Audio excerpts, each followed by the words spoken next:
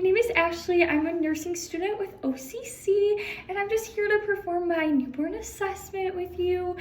First and foremost, congratulations. This is your first baby. This is such an exciting time, and it's a pleasure to be working with you guys and sharing some helpful tips and tricks. So let's get started. So first, I'm just gonna unravel baby. I do wanna check baby's wristband and compare to mom's wristband. All right, everything looks good. And then I would want to keep my baby in a warm environment, so under a warmer, also away from any doors or windows. Those can, lead in some cold air, and we don't want baby to be cold. Then I would want to wash my hands, and I'm gonna apply some gloves. Got that. I would then want to take my stethoscope and listen to baby's heart rate, their apical pulse for 1 full minute, and the normal range for that is going to be 110 to 160. And then I would want to count baby's respirations, so I'm going to be watching for that. And baby's respiration should be anywhere from 30 to 60 breaths per minute. After that, I do want to go over signs of respiratory distress. So these are very important to look for in your baby. The first and foremost respiratory distress is any signs of grunting, the nasal flaring, so their nostrils opening and closing, and you can visibly see that. I also want to look for circumoral cyanosis, which is blue lips and blue around the mouth. That is very important to look out for. That is not normal. I also want to look to see if the respirations are under 30 breaths per minute or over 60 breaths per minute. That is not normal either. And then I want to look for those intercostal and substernal retractions. Maybe I touched on that, but that I also want to look for as well. And then after that, I'm just gonna auscultate the lungs, so put my stethoscope on, and I just want to listen to baby's lung sounds, make sure that they all sound clear. They are good, so that's a good sign. And then I want to take my axillary temperature. So for that, I'm just going to want to make sure that I'm going straight up and down in baby's axilla, and that the thermometer isn't poking towards the back, because we don't want to take the mattress's temperature, so that would not be accurate. And baby's temperature should be anywhere from 36.5 degrees Celsius to 37.5 degrees Celsius. And then I would move to just assessing the newborn's general posture. So for that, I'm looking for flexible movements, if baby's crying, and if they are active, like moving around. They're not just like limp, that's always a good thing to watch out for. While I'm doing that, I also want to assess baby's skin color. So the skin color is typically pink, and that's what I'm going to be looking out for.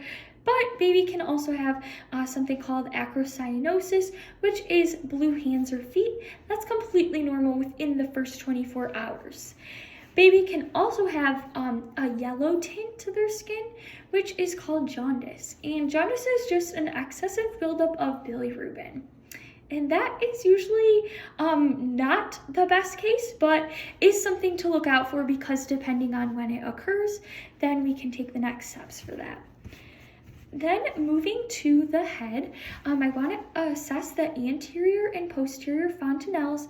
I want to go all the way across the suture line as well, making sure that they are watching to see if they are open, soft, flat, watching to see if baby has any cephalohematomas, which is just a pooling of blood under the skull, almost kind of like a bruise.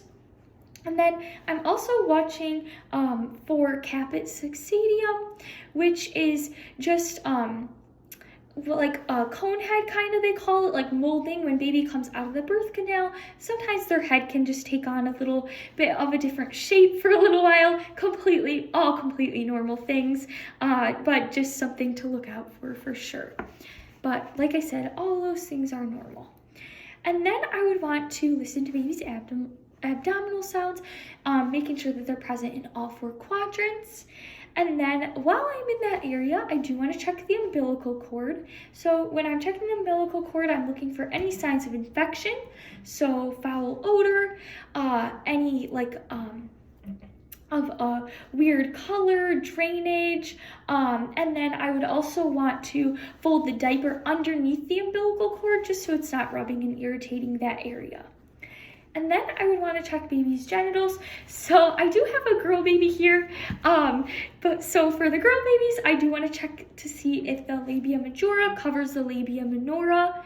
And I also want to see if there's any swelling, which is normal. Swelling is completely normal after birth there and should go down in a little while. And then if I had a male baby, I would want to check to see if the meatus is on the tip of the shaft. And then I would want to see if the testes have dropped and if they're in the normal area and everything's good down there. I also could look out for hypospadias and epispadias. So hypospadias is when the tip of the meatus is on the underside of the shaft, and then epispadias is when it's on the top, but those are not normal necessarily. Those can be abnormal and not in the right area and might need like surgery to kind of fix those a little bit. But baby girl is normal, so that's good. And everything looks great there. And then I would also want to check baby's reflexes. So we'll start with the Moro reflex, which is a startle reflex. So if I walked in the room, baby's kind of like turns, and moves their body and head towards you, and they kind of like get a little startled. Normal. And then the Babinski reflex is just when you take your finger around like the lateral outer edge of the baby's heel or foot, and their foot should kind of spread like a crow's foot, like out like this. Their little toes should. That's normal as well. Rooting is when you stroke baby's cheek and they kind of like move their mouth towards, the side that you're stroking. That is really beneficial for breastfeeding because mom's nipple comes across the cheek and it's baby's automatic instinctual reflex to turn the head. That's a great sign as well. And then stepping is when you hold your baby upright and their legs kind of like bounce around a little bit, and that's all normal as well. It kind of looks like they're almost like running in place a little bit. So it's kind of cute. And that is normal, like I mentioned, so that's perfect. And then we'll go over safe sleeping guidelines. This is super important just to prevent SIDS and any other complications that can occur. So for the sleeping guidelines, we want to remember our ABCs. So alone, on their back, and in the crib. Alone meaning no stuffed animals in the crib, no big blankets, nothing in the crib besides the baby swaddled, and then maybe a bulb-like suction.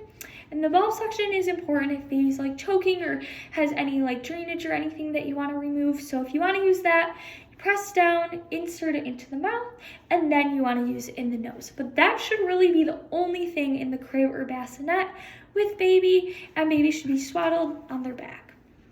And then it's also important, as I mentioned before, with the umbilical cord to tuck that diaper underneath just to prevent from any like irritation or anything like that, and good promotion and healing of the umbilical cord area. And then for my breastfeeding moms, it's very important to do 8 or more breastfeeds in 24 hours. So that is kind of like a little rhyme to remember, 8 or more in 24. So that's good. And then we do want to check the urine output. So for the first 4 days of life, it should be 6 or more wet diapers. And then as far as the bowel movements go, the bowel movements there should be 4 in at least 4, the first 4 days in 24 hours. So that's super important to look out for. And then another thing worth noting is newborns often have a stool called meconium. And meconium is completely normal. It's almost like a dark green sticky tar-like bowel movement, and that is normal within the first day or 2 of life, and after that it should transition to like a lighter green, more normal stool color. So something to look out for there. And then our newborns will lose about 8 up to 8% of their body weight within the first 72 hours, and then they will gain it back by 2 weeks. So if baby's losing a little bit of weight, fear none. It is normal for the first 72 hours, but if after 2 weeks if they are still losing weight or something, definitely call the pediatrician. That is not normal. And then so while we're talking about when to call the pediatrician, as mentioned, if they are losing more than 8% of their body weight, definitely call. That is not normal, and we want to make sure that baby's getting an adequate amount of food, whether that be breastfed or bottle fed from formula. And we also want to call if the baby's temperature goes above 38 degrees Celsius. We also want to call if baby's having diarrhea, maybe more than 4 bowel movements a day, like an abnormally large amount, like 4 or 5, maybe not to worry about, but more than that, we might want to call the pediatrician. And then if the respirations are below 30 breaths per minute or above 60 breaths per minute, that's also important, and we do want to call the pediatrician because something might be up. And then if baby's ever choking, super important. So it's called like the C hold. So you kind of want to hold baby's chin, and your hands want to come up to like their ears.